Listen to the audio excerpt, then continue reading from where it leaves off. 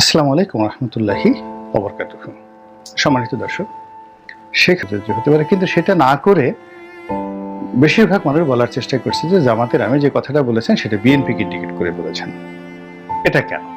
অর্থাৎ তিনি যে সময় কথাটি বলেছেন তার 2-3 দিন পরে যখন বলেছেন তখন কিন্তু বিএনপি সম্পর্কে কোনো নেতিবাচক কথা বাংলাদেশে প্রচারিত হয়নি। কিন্তু এর মধ্যে দেখা গেল সাভারে সেই বিভিন্ন গার্মেন্টসে চাঁদাবাজি, ঝুট, ব্যবসা, দখলবাজি এগুলো নিয়ে বাংলাদেশের কয়েকটি পত্রিকা, বিশেষ করে প্রথম আলো, একেবারে লিড নিউজ ছাপিয়ে দিল। এবং সেখানে দেওয়ান সালাউদ্দিন বাবু একেবারে নাম ধরে বিএনপির যে সম্ভাব্য প্রার্থী এবং সাবেক এমপি তাকে উল্লেখ করে যেভাবে বক্তব্য দেওয়া হলো এবং পত্রিকায় প্রতিবেদন আসলো, যা কিনা বিএনপির জন্য এখন রীতিমতো একটা অস্বস্তিকর বিষয় হয়ে পড়েছে। এরপর সেখানে বিভিন্ন যারা ব্যবসায়িক নেতৃবৃন্দ রয়েছেন এদের একটা বিরাট অংশ কিন্তু আওয়ামী লীগপন্থী ব্যবসায়ী, এবং আওয়ামী লীগের জমানাতেই তাদের অনেক ব্যবসা বাণিজ্য হয়েছে এবং তারা আওয়ামীপন্থী ব্যবসায়ী হিসেবে সেই গত 15 বছর ধরে দাপট করে বেড়েছেন। সেই ব্যবসায়ীদের প্রতিনিধি দলগুলো বিভিন্ন সংবাদ সম্মেলন করছেন, বিভিন্ন অফিসে যাচ্ছেন এবং আশুলিয়া, সাভার, বাইপাইল এই এলাকাতে চাঁদাবাজি নিয়ে যেভাবে বক্তব্য দিচ্ছেন এবং যেভাবে আমি আজকে যে ভিডিওটি করছি, এই দিন মানে মঙ্গলবার দিন সেই সাভার আশুলিয়ার যে ফ্যাক্টরিগুলো এগুলো বন্ধ আছে। তো এগুলো নিয়ে প্রধান উপদেষ্টার কাছে যাওয়া হচ্ছে, স্বরাষ্ট্র উপদেষ্টার কাছে যাওয়া হচ্ছে, বিভিন্ন বৈঠক করা হচ্ছে এবং আলটিমেটলি যে অভিযোগগুলো তোলা হচ্ছে সে অভিযোগ বিএনপিকে ইন্ডিকেট করছে। 2 নম্বর হলো যে এই পরিস্থিতি মোকাবেলা করার জন্য আবার বিএনপি যে পুরো পরিস্থিতি সামাল দিবে তাও পারছে না। ইতিমধ্যে কোনো জায়গাতে কিছু ঘটনা ঘটেছে, এর ফলে বিএনপির অনেক নেতাকে বহিষ্কার করা হয়েছে, অনেক কমিটি বাতিল করা হয়েছে। এটা আরো মানে আগুনে ঘি ঢেলেছে। অবস্থা দৃষ্টি মনে হচ্ছে যে আসলে বিএনপি এই কাজগুলো করছে। এখন সাভার, আশুলিয়া, বাইপাইল এই এলাকাতে যে বিএনপি নেতাদেরকে আলটিমেটলি যে কালার্ড করে দেওয়া হয়েছে, এটার এক্সটেন্ডেড ভার্সন আগামী 1 সপ্তাহের মধ্যে আপনারা দেখতে পাবেন। অর্থাৎ আজকে আমি মঙ্গলবার দিন ভিডিও করছি, আগামী মঙ্গলবারের মধ্যে দেখতে পাবেন যে এই এক্সটেন্ডেড ভার্সন গাজীপুরে যাবে, তারপরে টঙ্গীতে আসবে, সেখান থেকে লাফিয়ে এটি কেরানীগঞ্জ আসবে, তারপরে নারায়ণগঞ্জে আসবে শিল্প এলাকাতে। তো ঢাকার চারিপাশের যে নারায়ণগঞ্জ, আদমজি, টঙ্গী এই সমস্ত এলাকায় যদি এই বিএনপির যারা নেতাকর্মী রয়েছেন তাদের সবাইকে যদি কলঙ্কিত করা হয়, নেতাকর্মীদের বিরুদ্ধে যদি অভিযোগ উত্থাপিত হয়, থানায় 2-4টা মামলা হয়, তারপর এই যে এখন সাভার আশুলিয়াতে গতকালকের রিপোর্ট ছিল যে গভীর রাতে এখানে যৌথ বাহিনীর অভিযান চলবে।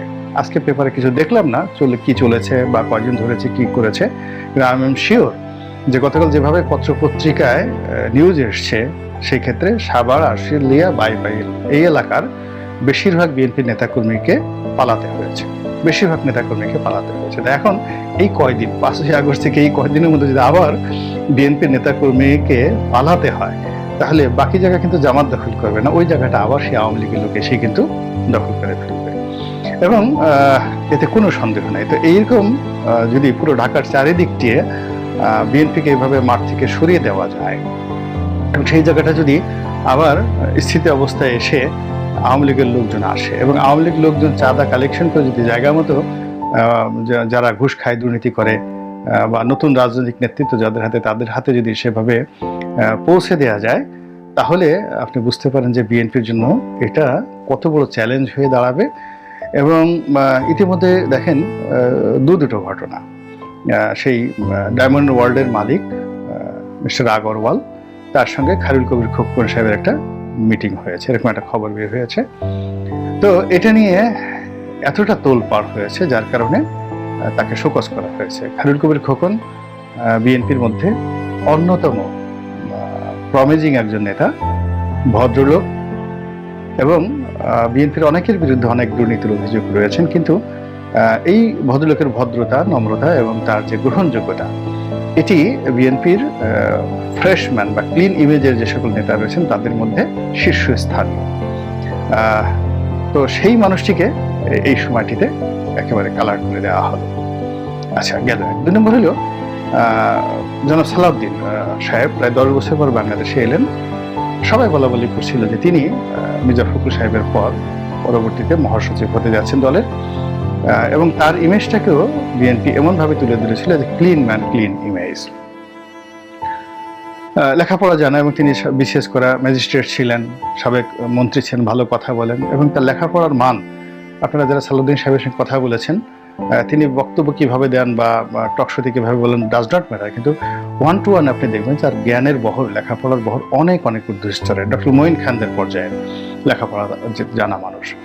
তো সেই মানুষটি যদি এখন মির্জা ফখরুল সাহেবের বয়স হয়েছে, অনেক সময় তিনি অসুস্থ থাকেন, তো তার সাবস্টিটিউট হিসাবে বিএনপি যাকে দাঁড় করানোর চেষ্টা করছিল সেই জনাব সালাউদ্দিন সাহেব, তাকেও এই সময়টিতে এমন একটা ঘটনায় তাকে মানে কলঙ্কিত করা হলো, বা তিনি কলঙ্কিত হলেন যেটি তার হিসাবের মধ্যে ছিল না, এবং এখান থেকে তার পক্ষে আবার ঘুরে দাঁড়ানো 2-4 বছর সম্ভব হবে না। তিনি এস আলমের একটি গাড়িতে করে তিনি সেই তার নির্বাচনী এলাকাতে গিয়েছেন এবং এটাই যথেষ্ট, আর কিছু দরকার নেই। এবং এটার কে সামাল দেওয়ার জন্য আবার বিএনপি তার পক্ষে না দাঁড়িয়ে তাকে সরাসরি শোকজ করেছে।